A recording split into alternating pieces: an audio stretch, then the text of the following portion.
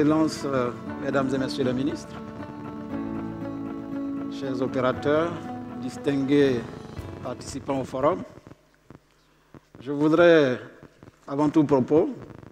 au nom de la Banque africaine de développement et surtout au nom de son représentant résident, Mme Leïla Mokadem, saluer les participants et dire également merci aux organisateurs du forum pour l'opportunité qui nous est donnée d'échanger avec vous sur les perspectives économiques en Afrique, les dynamiques récentes et les projections pour les prochaines années.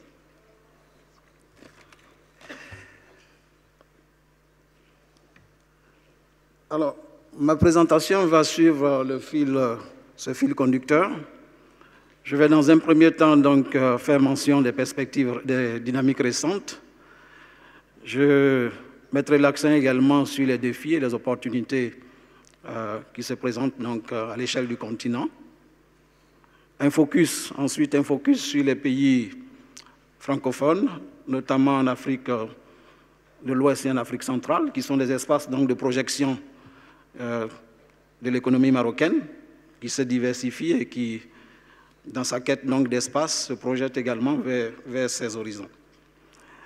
Je finirai par vous présenter rapidement donc, la stratégie de la banque en soutien donc, au développement des États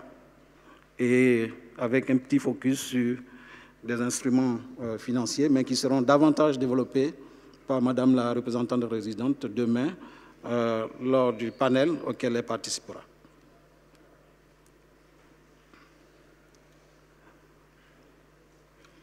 Alors, on peut dire globalement que dans le contexte mondial qui est peu favorable, dû aux tensions géopolitiques, à la croissance modérée des grandes économies, à la décélération de la croissance, notamment en Chine, que l'Afrique continue de faire preuve de résilience, avec une croissance qui s'affiche à 3,5% en 2018, niveau comparable à celui de 2017, mais en forte hausse par rapport à 2016, où la croissance était de 2,1%. On peut dire également, et vous le constatez sur le tableau, que la croissance en Afrique reste élevée relativement donc, à certains pays émergents, ce qui est une très bonne chose. Et on peut dire également que pour les années prochaines, notamment 2019 et 2020, la croissance restera encore beaucoup plus forte, elle sera plus dynamique, elle franchira donc le sentier de croissance de 4%. Alors la croissance reste différenciée à l'échelle de l'Afrique, avec des régions qui ont des croissances beaucoup plus fortes, notamment en Afrique de l'Est, suivi de l'Afrique du Nord, surtout en raison donc, de l'effet de rattrapage de l'économie libyenne, qui enregistre une croissance à 2 chiffres.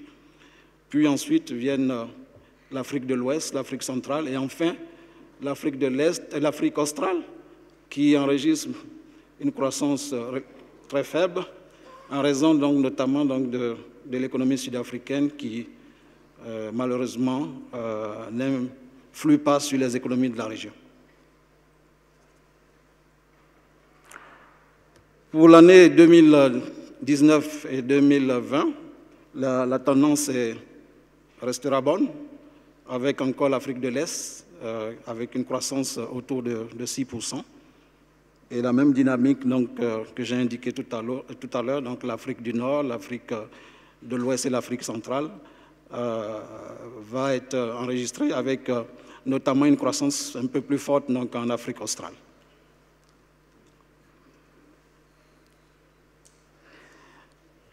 Il faut constater que parmi les 10 premières économies africaines et mondiales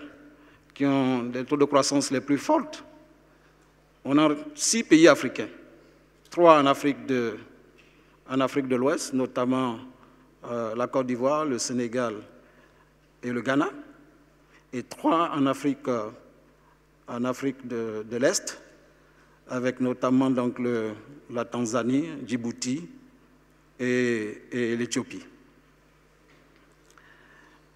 Alors, la croissance qu'enregistre l'Afrique actuellement, de quoi résulte-t-elle? Elle résulte en réalité donc d'un rééquilibrage des moteurs de croissance, avec un retour donc, de la contribution de l'investissement qui est beaucoup plus forte maintenant que la consommation, ce qui est une bonne chose, parce que ça permet de rendre la croissance beaucoup plus... L'effet, disons, l'effet multiplicateur est beaucoup plus fort. On enregistre une baisse de l'inflation, une inflation qui est encore malheureusement à 2 chiffres, mais qui va baisser progressivement à 1 chiffre, donc autour de 8% à horizon 2020. Les taux d'inflation les plus faibles étant enregistrés donc en Afrique de l'Ouest, en zone UEMOA, et en Afrique centrale, en zone CEMAC, qui sont des économies donc, qui ont en partage donc, le franc CFA et dont la monnaie donc, est arrimée à l'euro.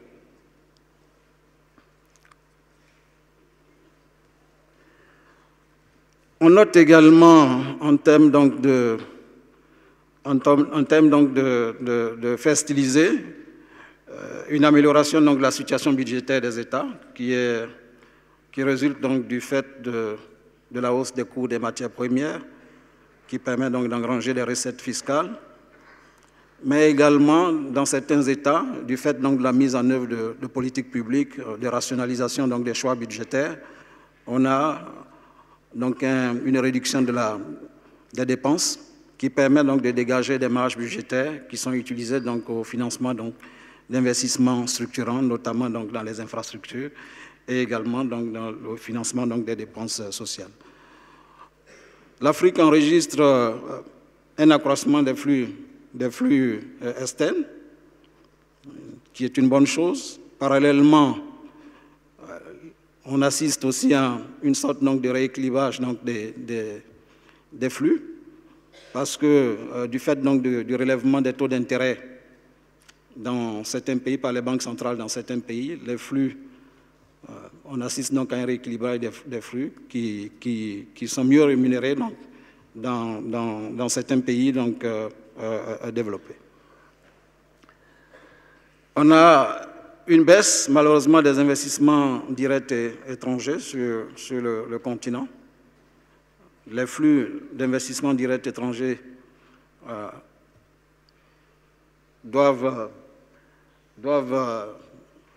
devraient bénéficier donc, de l'amélioration du cadre macro, mais également, comme je l'expliquerai tout à l'heure, des réformes qui sont mises en œuvre aujourd'hui dans beaucoup d'États, et nous espérons que cela permettra donc d'avoir des flux directs étrangers beaucoup plus conséquents, qui permettraient donc de mieux financer le développement de l'Afrique. Alors, dans ces développements récents, quels sont les défis auxquels sont confrontés le continent? Quelles sont les opportunités? On peut noter, malgré le fait que cela ne présente pas encore un risque systémique pour l'Afrique, un retour à une hausse donc, de la dette, après les allègements de dette donc, qui ont été concédés dans le cadre donc, de l'initiative PPTE. Vous le voyez sur le graphique avec une tendance haussière, mais qui ne présente pas encore un risque systémique, comme je l'ai indiqué.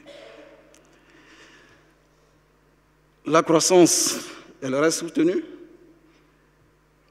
mais sa déclinaison, son impact en termes donc, de création d'emplois reste malheureusement relativement faible. La qualité de l'emploi, comme vous le voyez sur le graphique, est malheureusement pas bonne en Afrique, comparée donc aux autres régions du monde. Et donc, il faut faire en sorte que les politiques publiques mises en œuvre puissent permettre d'avoir une croissance qui soit beaucoup plus qualitative et donc qui permet donc de générer des emplois décents au bénéfice donc des populations.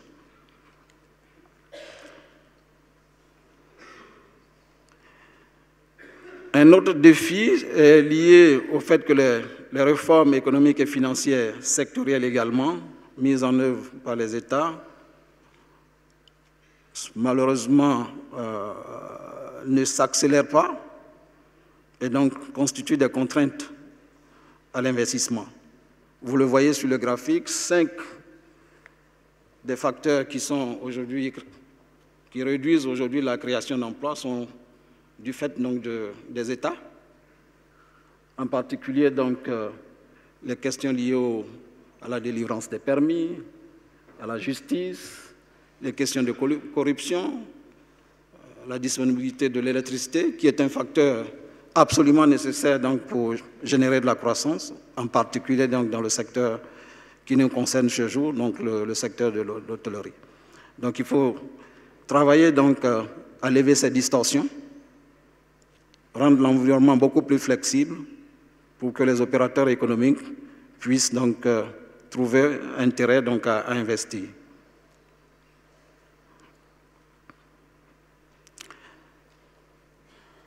Je dirais que malgré ces défis, l'Afrique dispose d'atouts importants, notamment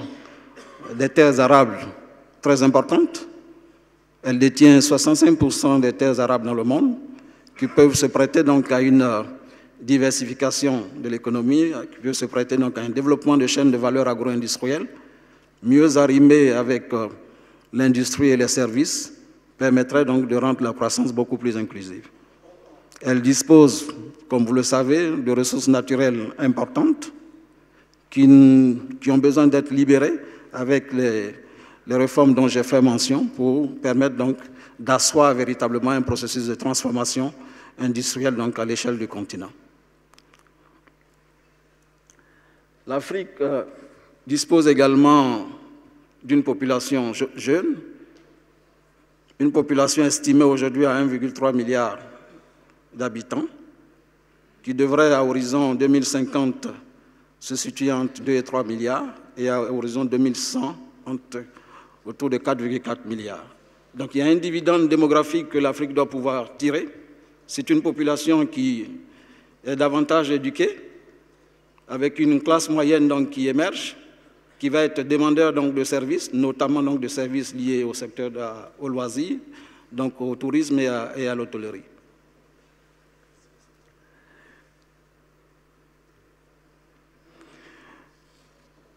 Alors, permettez-moi maintenant de faire rapidement un focus sur les économies de deux régions, l'Afrique centrale et l'Afrique de l'Ouest, qui ont été choisis à dessein parce que ce sont des espaces, comme je l'ai indiqué tantôt, de projection donc, de l'économie marocaine, notamment donc, avec sa vision d'adhésion à la CEDEAO, que nous soutenons, et aussi donc, sa projection vers l'Afrique centrale où de grands groupes bancaires tels que Al-Tijari, BMCE, BCP sont déjà présents.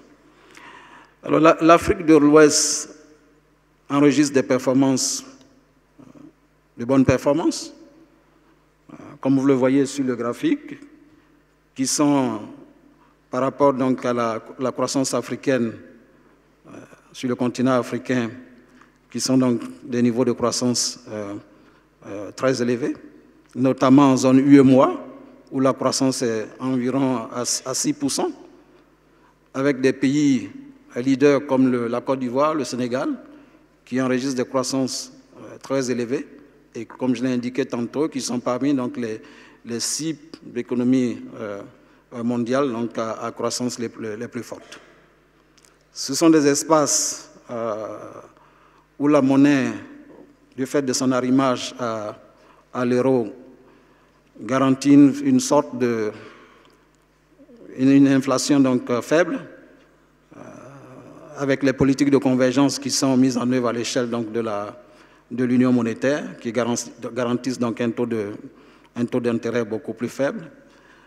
que dans les autres régions du continent. C'est une région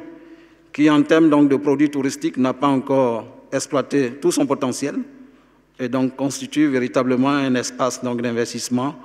pour tous les opérateurs donc, qui sont dans le domaine donc, de l'hôtellerie et du tourisme.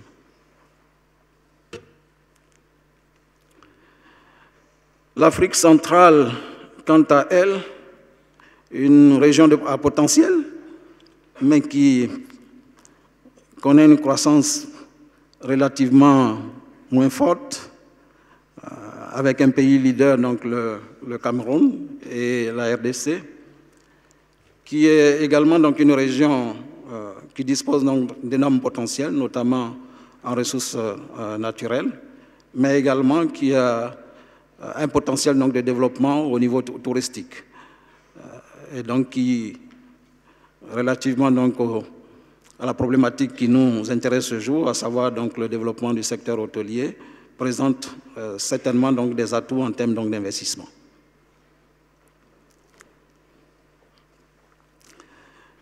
Je voudrais vous ramener à une publication pour avoir davantage de détails donc, au niveau de chacun des pays.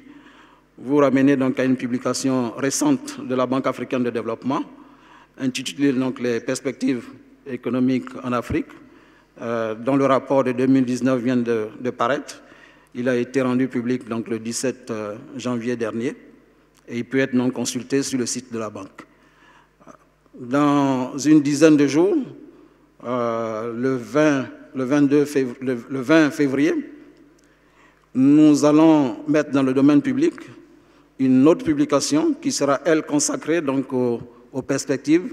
économiques dans les régions, dans les 5 régions du continent que je viens d'indiquer, donc l'Afrique du Nord, l'Afrique centrale, l'Afrique de l'Ouest, l'Afrique de l'Est et l'Afrique australe.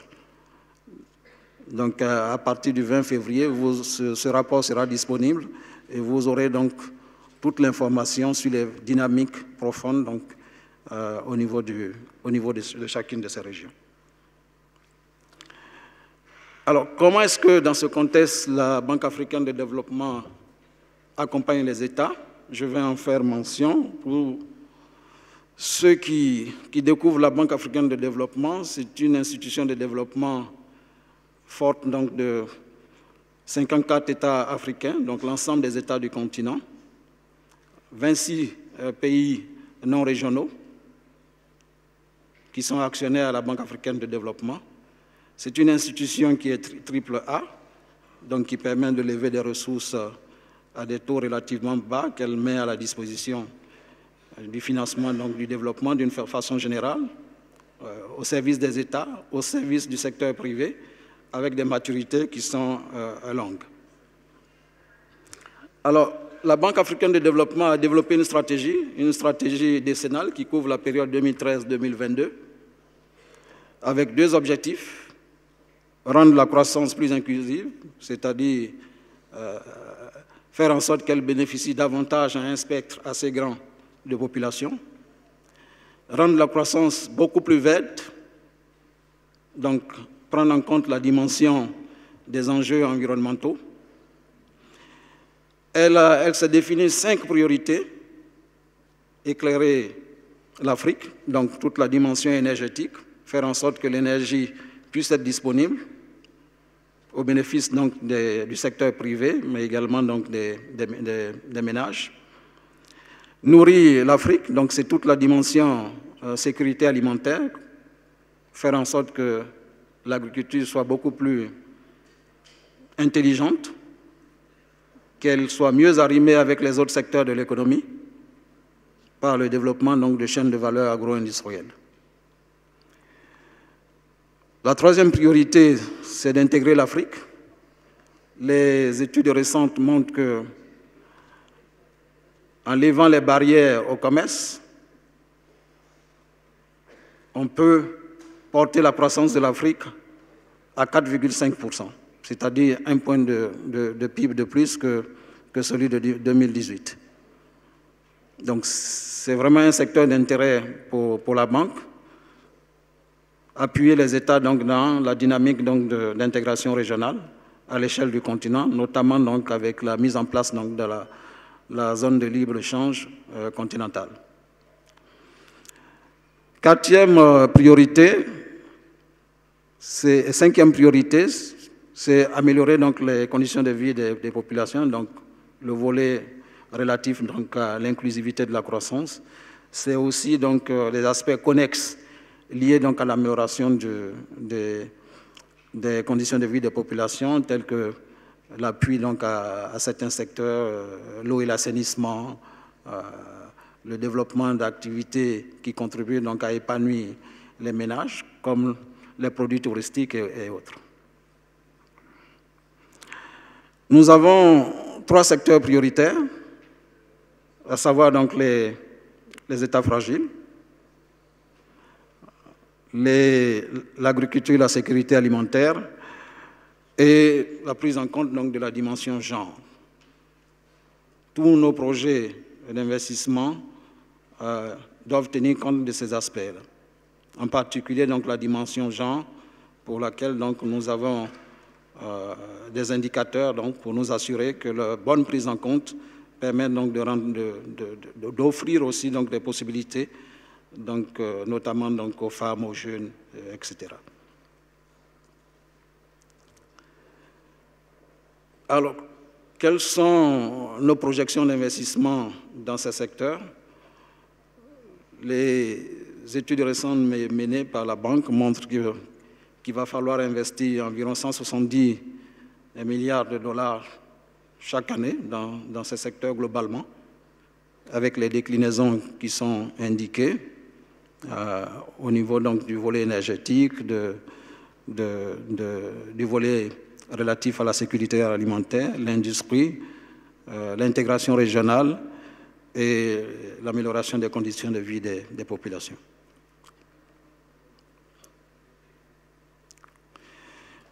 Je voudrais terminer en indiquant que nous avons un certain nombre de produits financiers qui sont disponibles, qui bénéficient aussi bien donc aux États, aux entreprises publiques, je veux dire au secteur public,